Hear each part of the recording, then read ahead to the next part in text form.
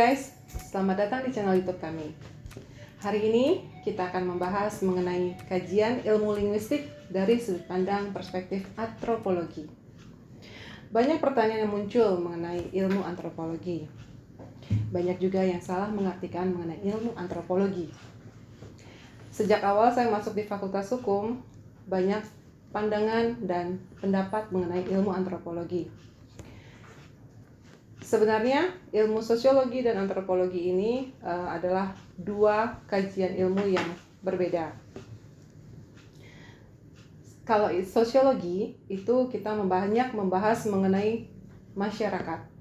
Sementara di dunia antropologi kita banyak membahas mengenai kebudayaan.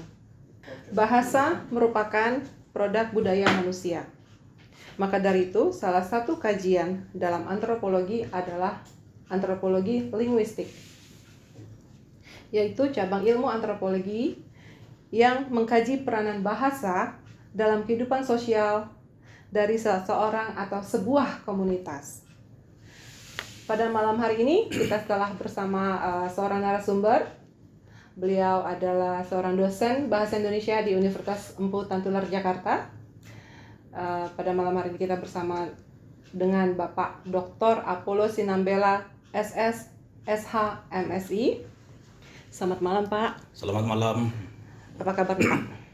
Baik. Oke.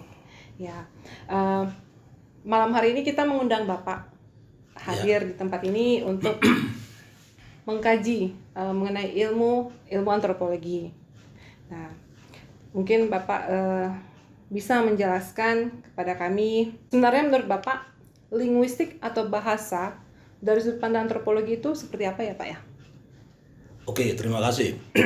Nah, jadi ketika kita berbicara tentang linguistik dari sudut pandang antropologi, maka di sini kita akan menemukan dua istilah yang sebenarnya berbeda antara yang satu dengan yang lain. Nah, di mana kita ketahui bahwa linguistik itu merupakan sebuah kajian ilmiah tentang bahasa. Nah, sedangkan antropologi itu merupakan kajian ilmiah tentang manusia, baik itu yang menyangkut asal-usul, kemudian bentuk fisik, adat istiadat, maupun kepercayaan dari manusia itu sendiri. Nah, dua istilah yang berbeda ini disatukan menjadi sebuah kata majemuk. Sekaligus dia akan melahirkan sebuah ilmu yang baru disebut dengan antropologi linguistik. Nah, karena dia bersumber dari dua ilmu yang berbeda, antropologi linguistik itu dia akan menjadi ilmu yang interdisipliner atau lintas ilmu. Nah, di mana fokus utamanya sebenarnya adalah pada awalnya dia mempelajari bagaimana bahasa mempengaruhi kehidupan sosial masyarakat itu. Nah, antropologi linguistik itu sendiri itu merupakan cabang dari ilmu antropologi. Nah, yang pada awalnya sebenarnya ilmu itu muncul dan sangat dibutuhkan untuk mendokumentasikan bahasa-bahasa yang terancam punah. Nah, jadi ketika penutur satu bahasa itu sudah tidak ada, maka bahasa itu pasti akan hilang. Nah, jadi disitulah awalnya antropologi linguistik itu dimunculkan. Nah, jadi dia khusus untuk mendokumentasikan bahasa-bahasa yang berpotensi atau terancam akan menjadi punah. Nah, namun dalam perjalanannya ilmu ini terus berkembang, terutama sekitar 100 tahun belakangan ini atau 1 abad terakhir ini. Nah, di mana cakupan pembahasannya itu sudah semakin luas sampai kepada aspek struktur maupun penggunaan bahasa itu sendiri.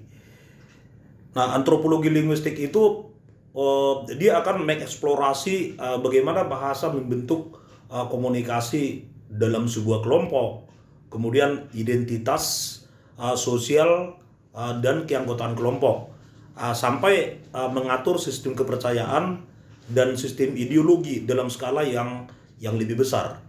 Nah, beberapa ahli mengatakan bahwa bahasa dan budaya itu merupakan dua unsur yang hubungannya sangat erat, yang tidak bisa kita pisahkan.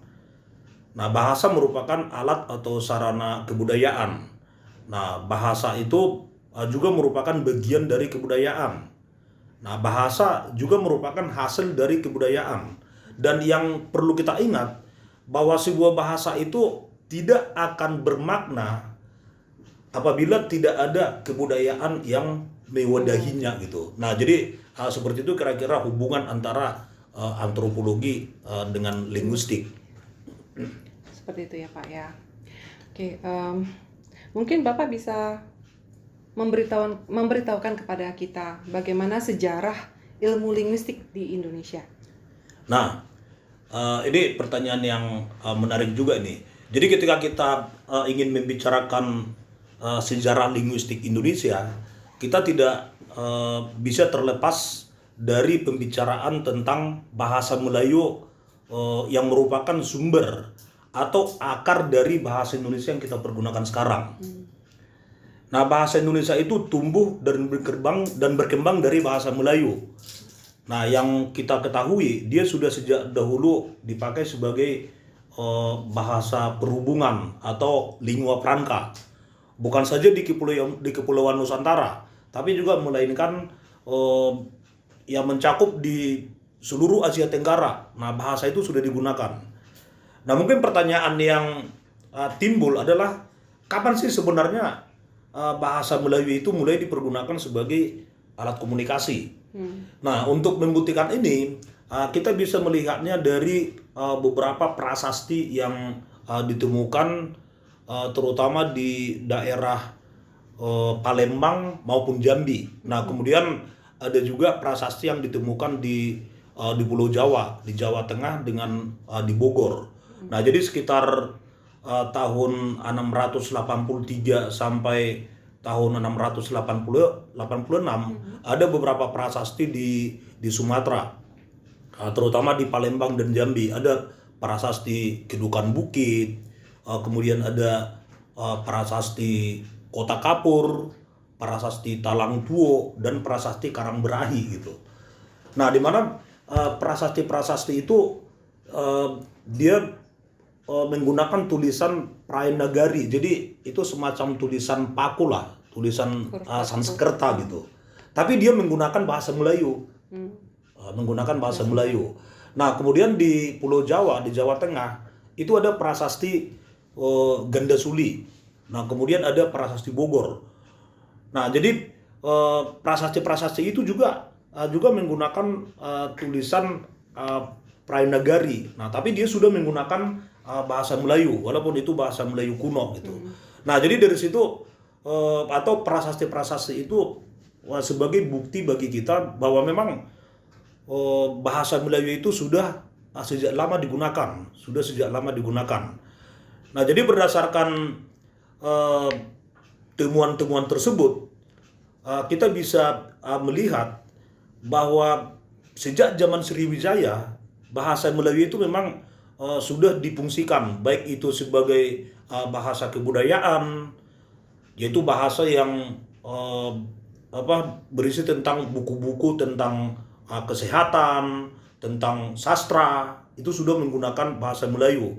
Nah, kemudian pada saat itu juga bahasa Melayu sudah digunakan sebagai bahasa perhubungan antar suku di Indonesia gitu. Jadi bukan hanya di Sumatera, tapi juga di Jawa, di semua kepulauan Nusantara, bahkan sampai negara-negara ASEAN lah. Karena kita ketahui dulu kerajaan Nusantara itu kan bukan hanya Indonesia yang sekarang, tapi sampai ke Filipina, ke Thailand, itu sudah mencakup kerajaan Nusantara. Nah, kemudian di samping sebagai bahasa perhubungan, di bidang perdagangan juga sudah menggunakan bahasa Melayu pada saat itu. Nah, di mana pedagang-pedagang baik itu antar pedagang di Indonesia maupun pedagang-pedagang yang dari luar itu sudah menggunakan bahasa Melayu sebagai bahasa pengantar. Dan yang tidak kalah pentingnya pada saat kerajaan Sriwijaya itu, ya bahasa Melayu itu sudah digunakan sebagai ya bahasa kerajaan. Jadi bahasa resmi kerajaan Sriwijaya itu adalah bahasa Melayu gitu, seperti itu. Seperti itu. Nah, untuk selanjutnya nih Pak, yang ingin kita ketahui, kenapa ya Pak bahasa Melayu itu yang terpilih menjadi sebagai bahasa nasional kita?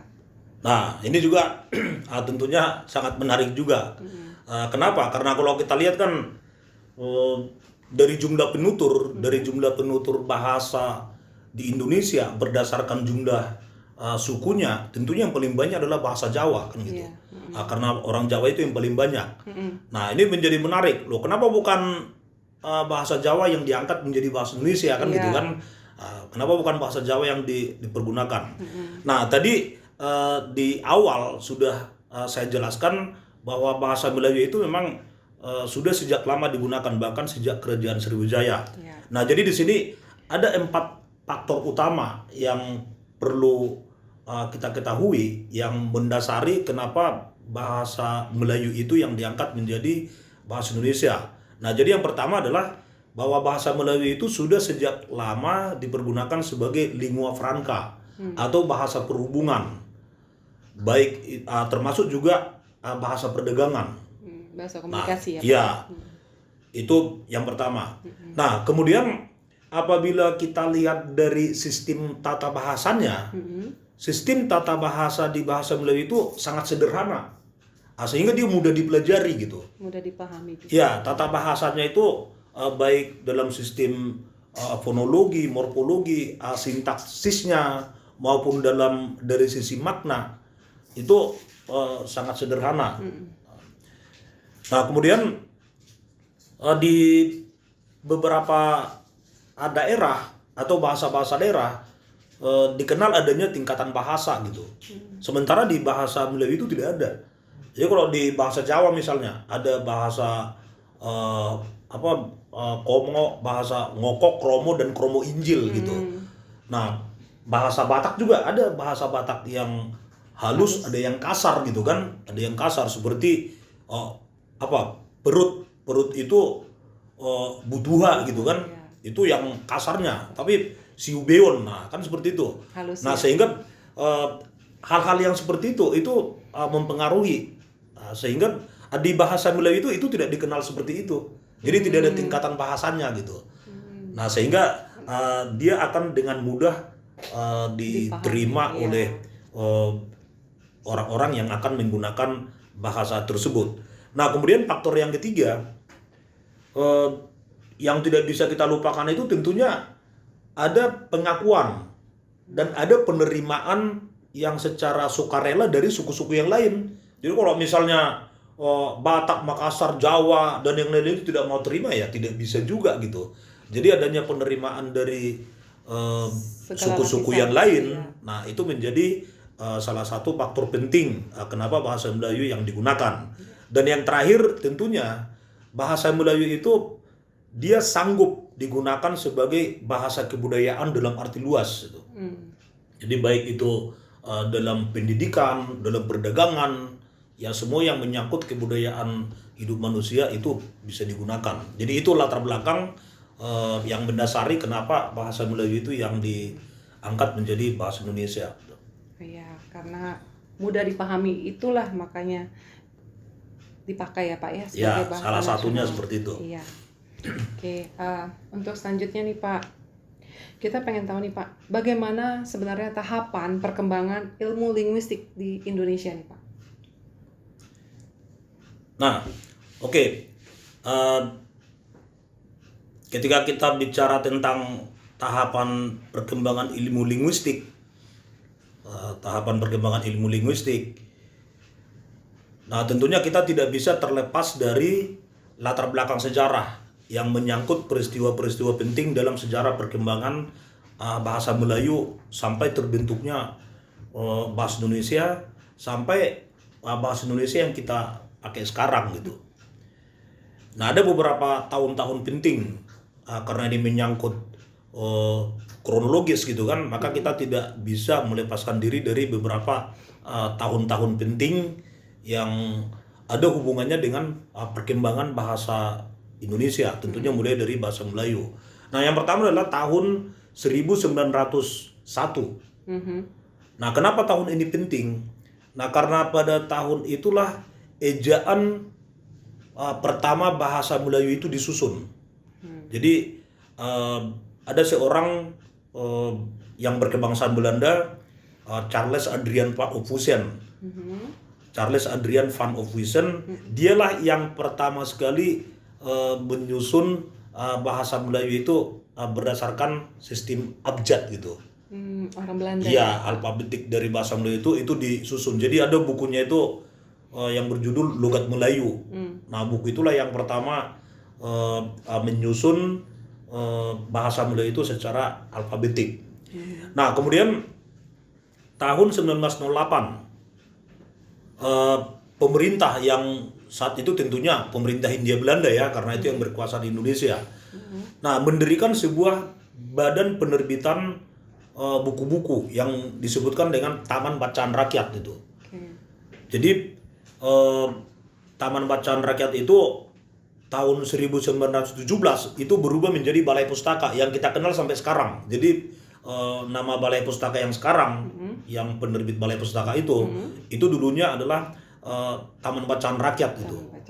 Nah, jadi setelah ada Balai Pustaka, lembaga itulah yang menerbitkan buku-buku, termasuk dulu kita mengenal novel Siti Nurbaya gitu kan, kemudian Salah Asuhan. Nah, itu awalnya itu diterbitkan oleh Balai Pustaka. Nah, kemudian diterbitkan juga buku-buku tentang bagaimana cara bercocok tanam, bagaimana penuntun tentang pemeliharaan kesehatan, itu juga diterbitkan oleh Balai Pustaka. Nah, jadi dengan adanya penerbitan buku-buku itu, dengan sendirinya itu sangat mendukung terhadap penyebaran bahasa Melayu itu sendiri gitu. Nah, kemudian tanggal 28 Oktober, nah ini saat-saat yang sangat menentukan dalam perkembangan bahasa Indonesia. Nah, kenapa? Karena pada tanggal itulah para pemuda pilihan dari beberapa daerah gitu kan memencangkan satu tonggak yang kokoh untuk perjalanan bahasa Indonesia. Nah, kita tahu tanggal 28 Oktober 1928 para pemuda Indonesia itu yang berasal dari berbagai daerah menyelenggarakan Kongres Pemuda Indonesia. Nah, Kongres Pemuda Indonesia itu melahirkan Sumpah Pemuda gitu kan. Nah, di mana sumpah yang ketiga itu disebutkan bahwa para pemuda itu bersumpah menjunjung tinggi bahasa persatuan, yaitu bahasa Indonesia.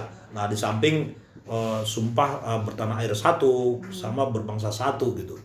Nah, kemudian setelah tahun 2008 mulailah diadakan Kongres Bahasa Indonesia gitu.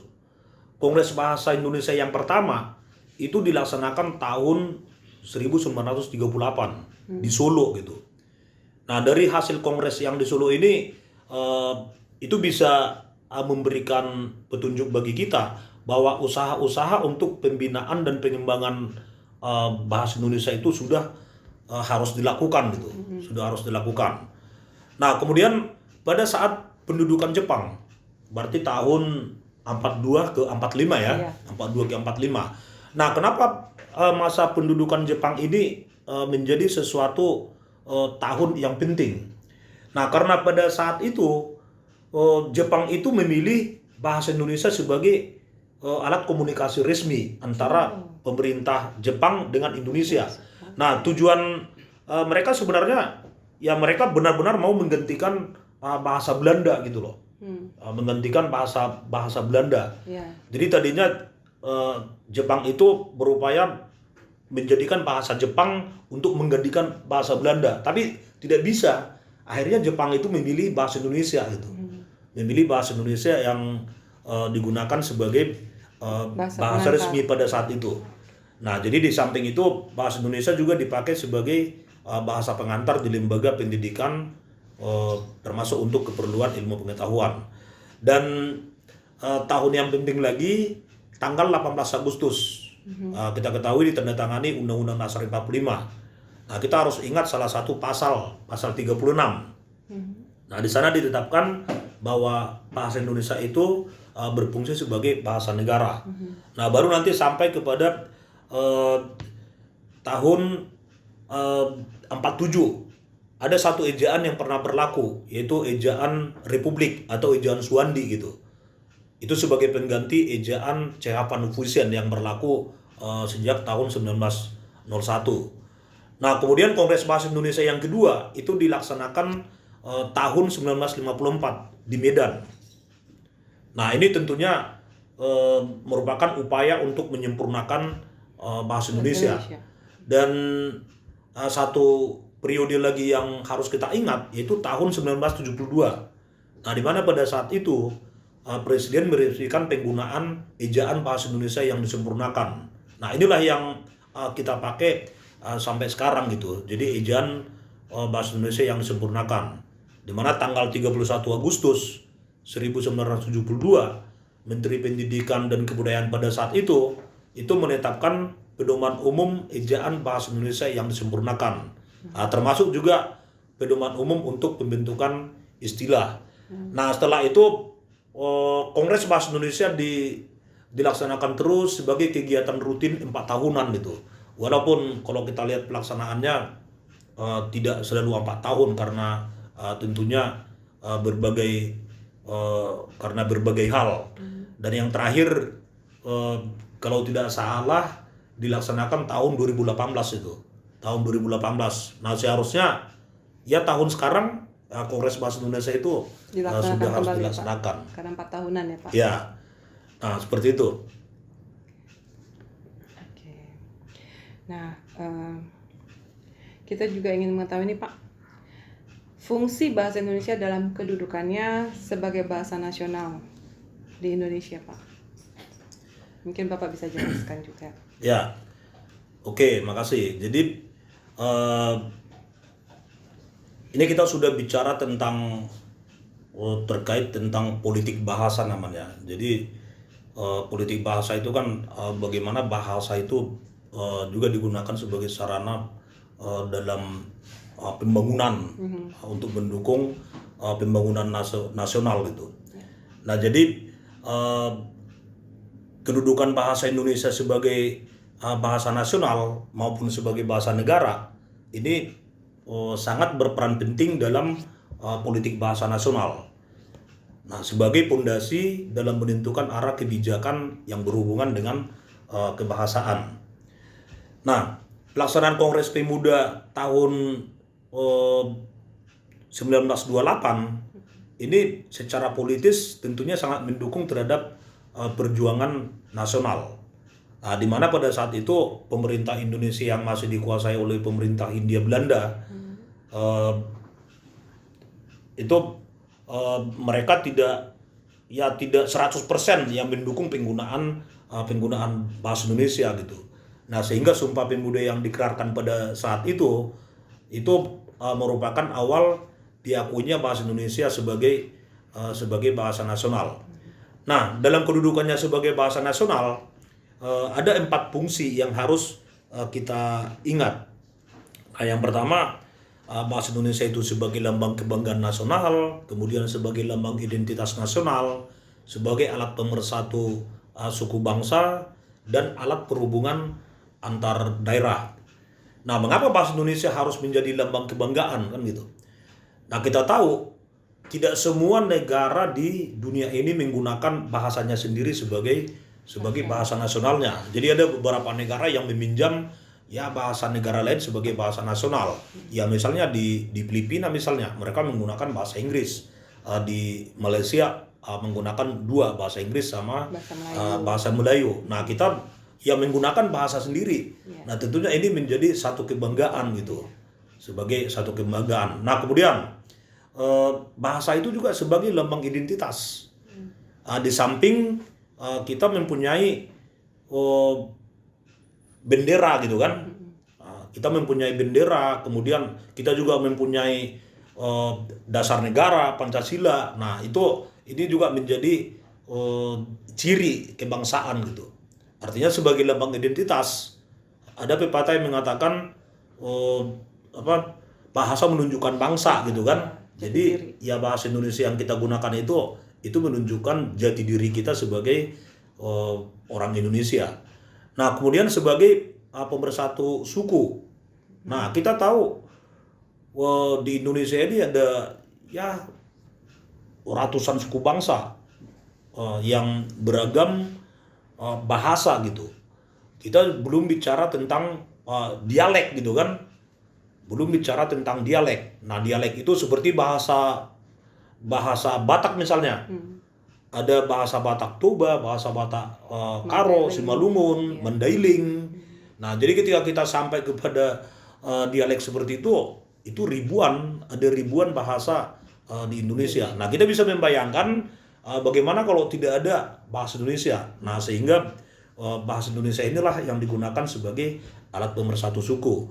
Nah, termasuk juga sebagai alat perhubungan, bahasa perhubungan. Jadi suku-suku bangsa yang berbeda bahasa tadi, ya berkomunikasi, dia akan menggunakan bahasa Indonesia. Nah, kemudian sebagai bahasa negara, sebagai bahasa negara itu dia lahir sejak ditetapkannya Undang-Undang Dasar 1945. Nah, itu pasal 36 tadi. Nah, di mana sebagai bahasa negara ada beberapa fungsi yang perlu kita ketahui. Yang pertama, bahasa Indonesia itu digunakan sebagai bahasa resmi kenegaraan gitu. Bahasa resmi kenegaraan. Jadi misalnya presiden melakukan kunjungan ke luar negeri, mengikuti pertemuan negara-negara non-blok misalnya. Ketika presiden menggunakan bahasa Indonesia di situ, fungsinya sebagai bahasa negara. Nah, kemudian sebagai bahasa pengantar dalam dunia pendidikan. Jadi sekarang ini ya bahasa Indonesia itu wajib digunakan di semua tingkat pendidikan, dari terendah sampai perguruan tinggi. Nah, kemudian termasuk juga sebagai alat perhubungan itu di tingkat nasional, sampai kepada bahasa Indonesia itu sebagai alat pengembangan ilmu pengetahuan dan teknologi. Ya, seperti itu. Terima kasih Pak mengenai penjelasannya. Nah, untuk pertanyaan pamungkas nih Pak, boleh nggak Pak Bapak menjelaskan mengenai perkembangan adaptasi bahasa asing yang masuk ke Indonesia? Misalnya contohnya seperti ini, kita ambil dari bahasa Portugis, bola. Di dalam bahasa Portugis itu bola itu artinya benda yang bulat yang dimainkan oleh sekelompok orang. Di Indonesia juga sama, bola itu dimainkan oleh sekelompok orang dan bentuknya bundar. Nah, salah satu contohnya seperti itu Pak. Boleh nggak Pak jelaskan kepada kami? Oke, terima kasih. Jadi dalam perkembangan sebuah bahasa memang tidak bisa terlepas dari adanya saling pengaruh antara satu bahasa dengan bahasa yang lain gitu. Itu tidak bisa dilepaskan. Ya, terutama dalam era globalisasi saat ini, di mana interaksi antar orang maupun kelompok itu sudah sangat terbuka gitu kan. Walaupun kita tidak bertemu langsung, tapi pertemuan melalui dunia maya itu juga mengharuskan kita bahasa itu menjadi saling mempengaruhi gitu. Nah, teknologi itu pasti terus berkembang. Akibatnya akan timbul istilah-istilah baru yang sebelumnya tidak ditemukan dalam kosakata sebuah bahasa gitu. Kata daring misalnya, kita belum kenal kata daring setelah ada COVID baru kita mengenal istilah kata daring gitu. Dan itu akan terjadi terus. Itu akan terjadi terus.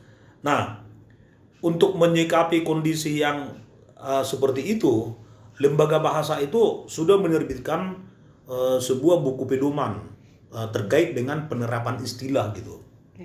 Jadi bagaimana kita cara mengadopsi bahasa asing atau cara menyerap bahasa asing. Ada yang melalui penerjemahan, ada juga yang dilakukan melalui penyesuaian bunyi gitu. Nah, kemudian bagaimana kita membentuk istilah-istilah yang baru. Nah, awalnya itu sebenarnya ketika kita mau mencari istilah itu harus kita awali dari pencarian di bahasa-bahasa daerah gitu loh. Jadi pertama di bahasa daerah dulu. Nah, ketika tidak ada padanan dalam bahasa daerah, maka akan dicari bahasa yang padanannya dari luar, bisa bahasa Inggris, bisa bahasa Arab dan lain, karena memang bahasa Indonesia yang kita gunakan sekarang itu sudah dipengaruhi oleh bahasa-bahasa dari banyak negara. Nah, jadi dalam buku pedoman penerapan istilah itu sudah mengatur bagaimana proses penyerapan bahasa asing yang diperlukan dalam pengembangan bahasa Indonesia. Nah, satu hal yang perlu diingat, ini mungkin sekaligus sebagai ya pesan-pesan pemungkas lah dalam pertemuan kita ini kan. Iya. Nah, kepada setiap warga negara, ini terutama kaum intelektual lah, ya termasuk mahasiswa, harus tumbuh sikap bahasa yang positif gitu loh. Nah, sikap bahasa yang positif itu kita lihat dari mana? Jadi harus ada kebanggaan dalam berbahasa. Nah, dalam hal ini berbahasa Indonesia. Jadi kita harus mengedepankan penggunaan bahasa Indonesia daripada bahasa asing. Jangan dibalik-balik. Nah, sekarang kan banyak sekali ketika dia mengerti istilah asingnya, dia malah tidak mempergunakan bahasa Indonesia supaya dianggap intelek gitu kan. Jadi intelektualitas seseorang itu bukan dilihat dari kemampuan dia menggunakan bahasa asing, tidak. Tapi bagaimana seseorang itu bisa dengan mudah menyampaikan ide atau gagasan. Nah, di mana ide atau gagasannya itu mudah dicerna oleh orang lain. Nah, dari situlah dilihat kemampuan intelektual. Jadi bukan dari banyaknya dia menggunakan istilah asing. Ya malah maksud dia tidak dipahami. Tapi karena untuk gaya-gayaan, malah bahasa asing itu yang dikedepankan. Nah, ini yang harus dihilangkan gitu. Jadi kita harus bangga menggunakan bahasa Indonesia. Kita dahulukan penggunaan bahasa Indonesia dibandingkan dengan bahasa asing. Nah, kemudian yang tidak kalah pentingnya, kita harus tahu bahwa dalam bahasa Indonesia itu ada norma bahasanya gitu loh. Ada pedoman umum ejaan bahasa Indonesia. Nah, ini harus kita ikuti dalam penggunaan bahasa Indonesia. Tidak boleh menggunakan bahasa itu sembarangan gitu. Jadi harus ada norma bahasa yang harus kita pedomani untuk menunjukkan kita sebagai ya yang bangga menggunakan bahasa Indonesia. Nah, seperti itu. Terima kasih. Ya. Terima kasih banyak nih Pak, banyak sharing knowledge yang Bapak berikan kepada kami, sehingga kami boleh mengerti nih Pak, apa sih antropologi itu, antropologi linguistik terutama, terus kemudian sejarah perkembangannya, adaptasi dari bahasa asingnya, sampai dengan sejarah awal kita menggunakan bahasa Indonesia itu sendiri. Dan kita ternyata Indonesia ini awalnya menggunakan bahasa Indonesia secara resmi pada tahun 1928 ya Pak ya, di Sumpah Pemuda. Di butir ketiganya mengatakan bahwa kita harus bangga menggunakan bahasa Indonesia. Terima kasih banyak Bapak untuk waktunya.